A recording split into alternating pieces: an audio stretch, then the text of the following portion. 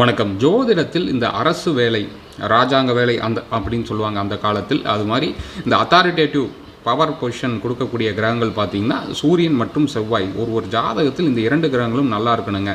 அதாவது தனது உச்ச வீடான செவ்வாய் மகரத்திலோ அல்லது ஆட்சி வீடான மேஷம் விருச்சிகத்தில் இருப்பதோ, சூரியன் அதே மாதிரி மேஷத்தில் உச்சமாக இருப்பார், சிம்மத்தில் ஆட்சி பலத்தில் இருக்கும். இந்த மாதிரி நல்ல கான்ஃபிகரேஷனில் இந்த கிரகங்கள் நல்ல பலமாக இருக்கணும். அப்போ தான் கவர்மெண்ட் வேலை கிடைக்கும். அதே வீக்கான பொசிஷன் சூரியன் பார்த்திங்கன்னா ரிஷபம், இந்த துலாமில் பகை வீடு, சுக்கிரனோட வீடு, துலாமில் நீச்சமாவார். செவ்வாய் புதன் வீட்டில் பகையாக இருக்கும்.